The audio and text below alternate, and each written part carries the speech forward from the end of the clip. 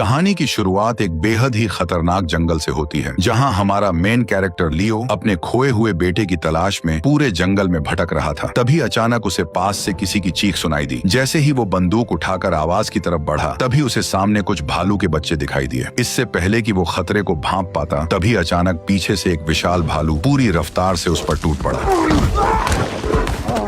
उसने अपने खतरनाक जबड़ों से उसकी पीठ को फाड़ने की कोशिश की, लेकिन जब इसका कोई असर नहीं हुआ तो वो अपने विशाल पंजों से लियो को बेरहमी से नोचने लगा। दर्द से तड़पता लियो जोर जोर से चीखने लगा, लेकिन वह खूंखार जानवर उसे छोड़ने के बजाय बेरहमी से जमीन पर पटकता रहा। कुछ ही सेकंड में लियो की हालत इतनी खराब हो गई कि वो ठीक से हिल भी नहीं सका। तभी भालू ने अपना भारी पंजा उसके सिर पर रख दिया, लेकिन लियो फिर भी बिल्कुल शांत पड़ा रहा, क्योंकि वह जानता था कि जरा सी भी हलचल उसकी जान ले सकती है। थोड़ी देर बाद भालू उसे मरा समझकर वहां से चला गया। इसी मौके का फायदा उठाकर लियो ने कांपते हाथों से बंदूक उठाई और वापस मुड़ते भालू पर गोली चला दी।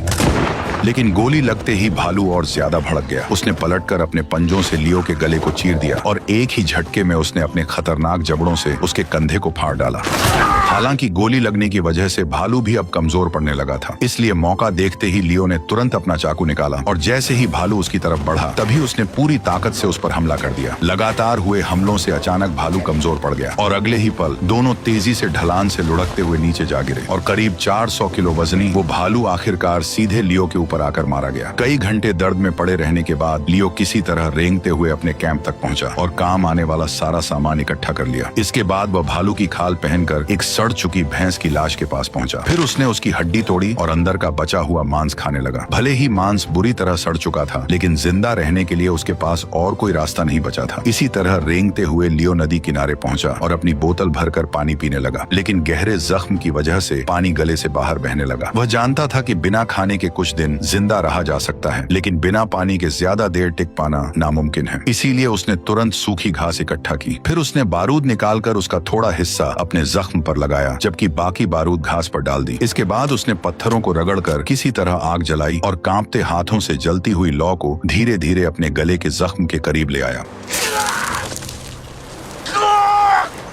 अचानक लियो दर्द से बेहोश हो गया। पेड़ पर बैठा कौवा जो नदी किनारे पड़े लियो को देखकर दावत की उम्मीद कर रहा था, खुद उसका रात का भोजन बन गया। हालांकि इतने से खाने से उसका पेट भरने वाला नहीं था, इसलिए भूख शांत करने के लिए वो भेड़ बकरियों की तरह पत्थरों के बीच से घास की जड़ें निकालकर खाने लगा। तभी अचानक पीछे से हलचल हुई और उसने हिरणों के एक झुंड को नदी पार करते देखा, लेकिन बिना बंदूक के वह कुछ नहीं कर सकता था। आदत से मजबूर होकर उसने लकड़ी की एक छड़ी उठाई और उसे बंदूक की तरह पकड़कर ट्रिगर दबाने का नाटक करने लगा। कुछ देर बाद जब लियो एक चट्टान पर अपना नाम लिख रहा था, तभी अचानक उसे घोड़ों की आवाज सुनाई दी। जैसे ही उसने ऊपर देखा, तभी उसे समझ आ गया कि वे दुश्मन कबीले के लोग हैं जो जंगल में उसके कबीले के लोगों का शिकार करने के लिए घूम रहे हैं। लियो तुरंत समझ गया कि अगर वह उनके हाथ लग गया तो वे उसे जिंदा नहीं छोड़ेंगे। इसीलिए वह चुपचाप पीछे हटता हुआ एक बड़ी चट्टान के पीछे जाकर छिप गया। लेकिन तभी पानी पीने आए एक आदिवासी की नजर आखिरकार उस पर पड़ गई। पकड़े जाने के डर से लियो तुरंत नदी में कूद पड़ा और तैरकर उनसे दूर भागने लगा, लेकिन वे लोग उसे इतनी आसानी से छोड़ने वाले नहीं थे। उन्होंने ऊपर से उस पर तीरों की बारिश शुरू कर दी। हालांकि सही समय पर लियो ने अपना सिर पानी के अंदर डुबो लिया। बहते पानी के बीच अचानक उसे अपने बेटे की याद आई। जिस बेटे को ढूंढने के लिए वह इस खतरनाक जंगल में आया था, वह असल में अब जिंदा नहीं था, क्योंकि उसके ही एक खास दोस्त ने सिर्फ $300 के लिए उसके बेटे को बेरहमी से मार डाला था। और अब लियो उसी आदमी से बदला लेने के लिए इस जंगल में भटक रहा था, लेकिन फिलहाल उसकी खुद की जान खतरे में थी। तभी अचानक उसे एहसास हुआ कि बहता पानी उसे दुश्मन कबीले से काफी दूर ले आया है। मौत के मुंह से निकलने के बाद आखिरकार लियो ने नदी में बहती एक लकड़ी को पकड़ लिया। कुछ देर बाद वह बड़ी मुश्किल से उस सड़ी हुई लकड़ी के सहारे नदी के किनारे तक पहुंच गया। बर्फ जैसी ठंडी हवा में उसका पूरा शरीर कांप रहा था, लेकिन राहत की बात यह थी कि वह अभी तक जिंदा था। जब उसने कपड़े हटाए, तब उसने देखा कि अब उसके जख्म सड़ने शुरू हो चुके हैं, लेकिन जिंदा रहने के लिए उसे हर हाल में आगे बढ़ना था। इसलिए वह सीधे नदी के अंदर उतर गया। एक एक्सपर्ट शिकारी होने की वजह से उसने मछली पकड़ने के लिए पानी में पत्थरों से जाल जैसा घेरा बना दिया। कुछ देर बाद एक मछली उसमें फंस गई, लेकिन भूख इतनी ज्यादा थी कि लियो उसे पकाने की बजाय कच्चा ही खाने लगा। तभी उसे किनारे से किसी चीज की आवाज आई। वह बड़ी मुश्किल से मिट्टी के छोटे टीले को पार करके आगे पहुंचा और वहां का नजारा देखकर उसकी आंखें खुली की खुली रह गईं। हजारों जंगली भैंसें बर्फीले मैदान में एक साथ दौड़ रही थी। उन जंगली भैंसों में से एक को भेड़ियों के झुंड ने चारों तरफ से घेर रखा था, लेकिन हैरानी की बात यह थी कि आसपास मौजूद हजारों भैंसों में से कोई भी उसे बचाने आगे नहीं आया। लियो वहीं छिपकर रात होने का इंतजार करता रहा ताकि भेड़ियों के छोड़े हुए शिकार से कुछ खा सके, लेकिन उससे पहले ही कोई और वहां पहुंच चुका था। उसने दूर से देखा कि दुश्मन कबीले का एक आदमी मशाल दिखाकर भेड़ियों को भगा रहा था। अब वह शिकार पूरी तरह उसी आदमी का हो चुका था, लेकिन भूख से बेहाल लियो ने बड़ा जोखिम उठाने का फैसला किया। वह धीरे धीरे उस आदमी की तरफ बढ़ने लगा। उधर वह आदमी कच्चा मांस ऐसे खा रहा था जैसे कई दिनों से भूखा हो। जैसे ही उसने लियो को अपनी तरफ आते देखा, तभी उसने तुरंत अपने धनुष बाण निकाल ली। यह देखकर लियो दोनों हाथ उठाकर घुटनों के बल बैठ गया ताकि सामने वाला समझ जाए कि उसका कोई बुरा इरादा नहीं है। इसके बाद वह जमीन पर लेटकर उसे खाने की भीख मांगने लगा। कुछ पल उसे गौर से देखने के बाद जब उस इंडियन को यकीन हो गया कि लियो से उसे कोई खतरा नहीं है, तब उसने धीरे धीरे अपना धनुष नीचे कर लिया। लेकिन उसने तुरंत लियो को खाना नहीं दिया। वह खुद आराम से बैठकर मांस खाने लगा। उधर लियो बार बार इशारों में उसे समझाने की कोशिश कर रहा था कि वह कई दिनों से भूखा है। आखिरकार उसकी हालत देखकर आदिवासी ने मांस का एक टुकड़ा उसकी तरफ फेंक दिया। भूख से बेहाल लियो उसे किसी भूखे जानवर की तरह तुरंत खाने लगा। कई दिनों बाद पेट भरकर खाना खाने के बाद लियो को वहीं गहरी नींद आ गई। अगली सुबह उस आदमी की नजर लियो के सड़े हुए जख्मों पर पड़ी। तब लियो ने इशारों में अपनी पूरी आपबीती सुनाई और भालू का पंजा दिखाकर यह भी साबित किया कि वह झूठ नहीं बोल रहा। इतने गहरे घाव और भालू का पंजा देखकर आखिरकार उस आदमी को उसकी बातों पर यकीन हो गया। इसके बाद लियो आदमी के चितकबरे घोड़े पर सवार होकर दक्षिण दिशा की ओर बढ़ने लगे। उधर फिट्स, जिसने बेरहमी से लियो के बेटे को मारा था, अपनी जान बचाने के लिए लगातार जंगल में भटकता हुआ दक्षिण दिशा की तरफ ही बढ़ रहा था। इसी बीच लियो और वह आदमी काफी दूर चलने के बाद एक सूखे पेड़ के नीचे कुछ देर रुककर आराम करने लगे। दोनों आसमान से गिरती बर्फ को जीभ से पकड़ने की कोशिश कर रहे थे। उस पल उन्हें देखकर ऐसा लग रहा था जैसे उनकी सारी परेशानियां कुछ देर के लिए गायब हो चुकी हों। कुछ ही समय में वह इंडियन आदमी भी लियो को पूरी तरह अपना मान चुका था, लेकिन आगे का रास्ता आसान नहीं था क्योंकि सफर के दौरान उन्हें अचानक एक भयानक बर्फीले तूफान का सामना करना पड़ा। ऐसे में इंडियन आदमी खुद आगे चलकर रास्ता दिखाने लगा, जबकि घायल लियो को उसने घोड़े पर बैठा दिया। लेकिन बढ़ती कमजोरी की वजह से लियो अचानक घोड़े से नीचे गिर पड़ा। दरअसल उसे तेज बुखार चढ़ चुका था। यह देखकर आदमी ने तुरंत पेड़ काटकर तंबू बनाया, आग जलाकर पत्थरों को गर्म किया और जख्मों पर जड़ी बूटियां लगा दी। गर्म पत्थरों की वजह से बर्फ पिघलने लगी और चारों तरफ गर्म भाप फैल गई। आखिर में उसने लियो को पूरी तरह ढक दिया ताकि उसका शरीर गर्म रह सके। जब सुबह उसकी आंख खुली तब तक बर्फीला तूफान थम चुका था और बुखार उतरने के बाद वह पहले से काफी ठीक महसूस कर रहा था। लेकिन वह इंडियन आदमी अब कहीं दिखाई नहीं दे रहा था। हालांकि वह जाते वक्त लियो के लिए खाना पानी छोड़ गया था। लियो अच्छी तरह जानता था कि वह आदमी उसके लिए किसी फरिश्ते से कम नहीं था, क्योंकि उसी की वजह से आज वह जिंदा था। लेकिन कुछ ही दूर चलते ही लियो के कदम अचानक रुक गए। उसने देखा कि उसी इंडियन आदमी को किसी ने बेरहमी से पेड़ पर जिंदा लटका दिया था। उसकी छाती पर एक लकड़ी की तख्ती टंगी थी जिस पर फ्रेंच भाषा में कुछ लिखा हुआ था। अब यह समझना मुश्किल नहीं था कि उसके साथ यह बेरहमी किसने की थी। दरअसल वह फ्रेंच कबीला था जो अपने नीचे वाले कबीलों के लोगों को जिंदा नहीं छोड़ता था। थोड़ी दूर आगे बढ़ते ही लियो को उन्हीं फ्रेंच शिकारियों का कैंप दिखाई दिया। वे लोग आराम से आग के सामने बैठकर गर्म सूप पीते हुए हंसी मजाक कर रहे थे। उसी जगह लियो को एक इंडियन लड़की भी दिखाई दी जिसे इस कबीले के लोगों ने किडनैप कर रखा था। लियो ने तुरंत उसकी मदद करने का फैसला किया, लेकिन रात होने तक वह छिपकर इंतजार करता रहा। रात होते ही वह चोरी छिपे कैंप के अंदर घुसा ताकि चितकबरे घोड़े के साथ लड़की को लेकर वहां से भाग सके। लेकिन तभी एक फ्रेंच आदमी उस इंडियन लड़की को घसीटते हुए उसी तरफ आने लगा। यह देखकर लियो तुरंत घोड़े के पीछे छिप गया और चुपचाप सब देखने लगा। तभी उसे समझ आया कि वे लोग उस लड़की को सिर्फ अपनी हवस मिटाने के लिए इस्तेमाल कर रहे थे। लियो धीरे धीरे रेंगते हुए आगे बढ़ा और बिना कोई आवाज किए उसकी बंदूक उठा ली। अगले ही पल उसने बंदूक सीधे उस फ्रांसीसी के सिर पर तान दी। इसके बाद लियो ने बिना देर किए घोड़े की रस्सी खोल दी। लेकिन तभी पास में खड़ा एक काला घोड़ा अचानक जोर से चिल्ला पड़ा।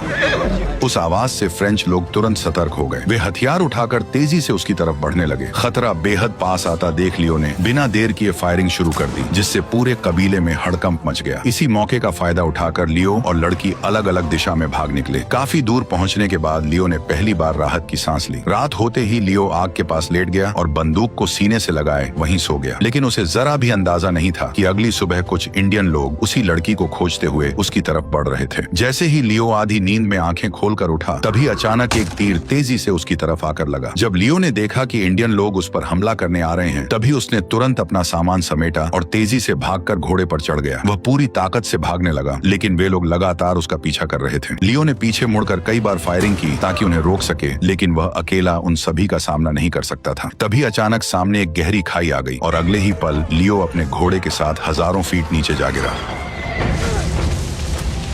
हालांकि घोड़े की वजह से वह किसी तरह बच गया, लेकिन अब वह चितकबरा घोड़ा आगे चलने लायक नहीं बचा था। ऊपर से बर्फीला तूफान लगातार और तेज होता जा रहा था। लियो समझ चुका था कि अगर उसे जल्द कोई छुपने की जगह नहीं मिली तो वह ठंड से मारा जाएगा। मजबूरी में उसने घोड़े का पेट चीरा और उसके सारे अंग बाहर निकाल दिए। इसके बाद उसने अपने भीगे हुए कपड़े उतार दिए और खुद को बचाने के लिए घोड़े के पेट के अंदर घुस गया। क्योंकि मरे हुए घोड़े के शरीर में अभी थोड़ी गर्मी बाकी थी, इसलिए जिंदा रहने के लिए लियो को यह दर्दनाक तरीका अपनाना पड़ा। आखिरकार ठंड से कांपते हुए वो सो गया। अगली सुबह मौसम के साफ होते ही लियो की आंखें खुल गईं। हालांकि वह अब भी घोड़े के पेट के अंदर पड़ा था, जिसके ऊपर बर्फ की मोटी परत जम चुकी थी। इसके बाद उसने बड़ी मुश्किल से पेट फाड़कर अपना सिर बाहर निकाला। ताजी हवा में गहरी सांस लेते हुए लियो किसी तरह बाहर निकल आया। उसने सावधानी से चारों तरफ नजर दौड़ाई और जल्दी से अपने कपड़े पहन लिए। जाते जाते उसने अपने घोड़े की तरफ देखा और उसे चुपचाप थैंक यू कहकर वहां से निकल गया। चारों तरफ फैले विशाल बर्फीले मैदान और आसमान छूते पहाड़ों के बीच लियो एक छोटे से काले धब्बे जैसा नजर आ रहा था। रात होते ही वो एक पत्थर की दरार में सिकुड़ कर बैठ गया और खुद को बार बार यही याद दिलाने लगा कि फिट्स ने उसके बेटे को मारा है। दूसरी तरफ किले में लियो के कबीले वालों ने पकड़े गए फ्रेंच आदमी से पूछताछ शुरू कर दी। उन्होंने उससे पूछा कि क्या उनके कबीले ने उनके किसी आदमी को बंदी बना रखा है, लेकिन वह घबराते हुए बार बार यही कहता रहा कि उन्होंने ऐसा कुछ नहीं किया। हालांकि उन्होंने एक इंडियन लड़की को पकड़ रखा था, लेकिन तभी एक घायल आदमी वहां आया जो भालू की खाल पहने हुए था। उसने बताया कि उसी आदमी ने कबीले पर हमला किया और लड़की को घोड़े के साथ लेकर दक्षिण दिशा की तरफ भाग निकला। ये सुनते ही कबीले वालों के मन में कोई शक नहीं रहा। उन्हें पूरा यकीन हो गया कि वो लियो ही था जो अब भी जिंदा था। इसलिए वे बिना देर किए पूरे कबीले के साथ उसकी तलाश में निकल पड़े। ढूंढते ढूंढते दिन से रात हो गई, लेकिन वे लगातार उसकी तलाश में लगे रहे। इस घने अंधेरे में मशालों की रोशनी दूर तक साफ दिखाई दे रही थी। तभी अचानक रात के सन्नाटे में एक तेज गोली की आवाज गूंज उठी। सभी लोग तुरंत सतर्क हो गए और धीरे धीरे उस आवाज की तरफ बढ़ने लगे। अंधेरे में दूर एक साया भी उनकी ओर आता हुआ दिखाई दिया।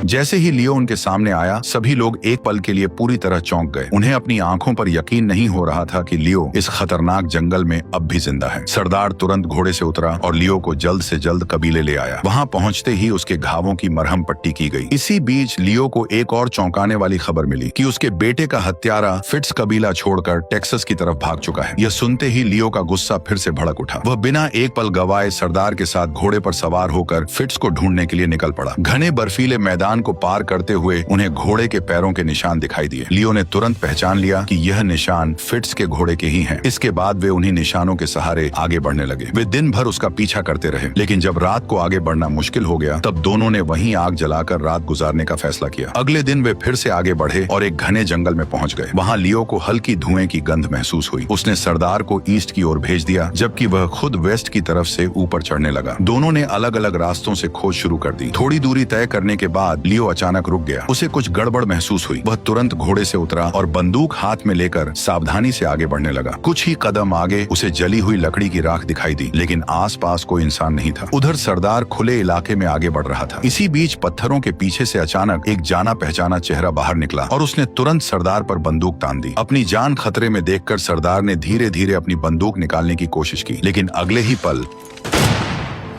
जैसे ही गोली की आवाज गूंजी, लियो तेजी से घोड़े पर सवार होकर सरदार की तरफ भागा। लेकिन जब तक वह वहां पहुंचा, तब सरदार बर्फ पर मरा पड़ा था और गोली ने उसकी खोपड़ी के चिथड़े कर दिए थे। उसी समय दूर से जोरदार धमाके की आवाज आई और लियो ने देखा कि बर्फ का एक बड़ा हिस्सा नीचे खिसक रहा था। इस नजारे को देखकर उसे समझ आ गया कि फिट्स किस ओर भागा होगा। फिर वह सरदार के बॉडी को साथ लेकर पहाड़ की ओर बढ़ने लगा। कुछ दूरी पर एक घाटी पर पहुंचकर उसने एक पेड़ की टहनी काटी और आगे बढ़ता रहा। अब वह पूरी तरह खुले और खाली बर्फीले इलाके में था, जहाँ छिपने की कोई जगह नहीं थी। तभी अचानक फिट्स ने उस पर बंदूक तान दी। लियो को गिरते देख फिट्स तेजी से घोड़े पर सवार होकर वहां पहुंचा। जब उसने करीब जाकर जांच की तो उसे सिर्फ एक टहनी बंधी हुई मिली। तभी उसे समझ आया कि उसने जिसे गोली मारी थी वह लियो नहीं बल्कि सरदार था।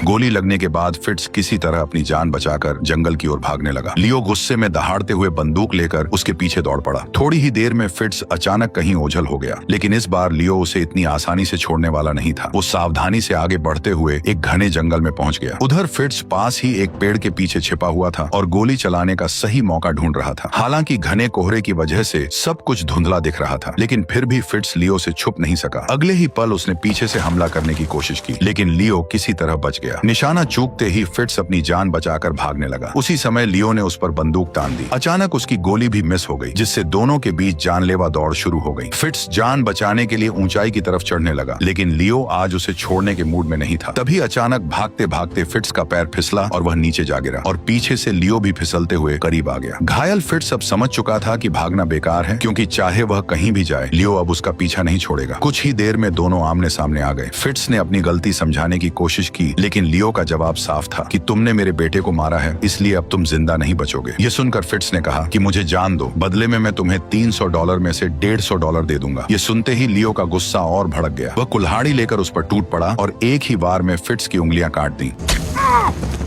दर्द से तड़पते हुए फिट्स ने तुरंत चाकू निकाल लिया। जैसे ही वह वार करने वाला था, लियो ने फुर्ती से उसका गला दबोच लिया, लेकिन फिट्स ने उसी पल मौका पाकर चाकू उसकी जांघ में घोंप दिया। तेज दर्द से लियो की पकड़ ढीली पड़ गई और फिट्स ने उसे जमीन पर पटक दिया। अब वह पलटकर चाकू उसकी आंखों में छेदने ही वाला था कि तभी लियो ने बची खुची ताकत लगाकर उसका हाथ पकड़ लिया और चाकू छीनकर सीधे उसके ही पेट में घोंप दिया।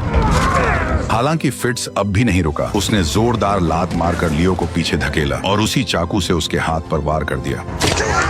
दर्द के बीच लियो ने फिर कुल्हाड़ी से जवाबी हमला किया और उसे घायल कर दिया। इसके बाद वह चाकू लेकर उसकी तरफ बढ़ा और पैर पर वार करते हुए उसका गला दबोच लिया। जब फिट्स को लगा कि उसका मरना तय है, तभी उसने कहा कि मुझे मारने से तुम्हें क्या मिलेगा? क्या इससे तुम्हारा बेटा वापस आ जाएगा? फिट्स की बातें सुनकर लियो की आंखों में एक खालीपन सा छा गया। तभी उसे सामने से घोड़ों की आवाजें सुनाई दी और नदी के उस पार कुछ इंडियन लोग उनकी तरफ बढ़ते दिखाई दिए। उन्हें देखकर लियो को अपनी मरी हुई पत्नी का वह सपना याद आ गया जो उसने पहले देखा था। उसी पल उसे जैसे सब कुछ समझ आ गया। उसने तुरंत फिट्स को पकड़कर सीधे नदी में फेंक दिया, लेकिन इंडियन लोगों ने उसे बहने नहीं दिया, बल्कि तुरंत पकड़कर किनारे पर खींच लिया। फिट्स की दर्द भरी चीखों के बीच कबीले के मुखिया ने उसे वहीं खत्म कर दिया। इसके बाद पूरा कबीला नदी पार करके लियो के सामने आ गया, लेकिन उन्होंने उसे कोई नुकसान नहीं पहुंचाया, क्योंकि जिस लड़की को लियो ने पहले बचाया था वही उस मुखिया की बेटी थी। अब लियो के मन में कोई बदला नहीं बचा था, लेकिन अब वह पूरी तरह उलझन में था कि आगे वह यहाँ अकेला क्या करेगा। तभी उसे अपनी पत्नी दिखाई दी, जो उसके सामने खड़ी मुस्कुरा रही थी। उस मुस्कान को देखकर लियो को समझ आ गया कि उसका सफर यहीं खत्म हो चुका है। ठीक उसी तरह जैसे जसकीरत आखिरी पल में मुड़कर कैमरे की तरफ देखता है, बिल्कुल वैसे ही लियो भी आखिरी बार कैमरे की तरफ देखता है और सभी से अलविदा ले लेता है।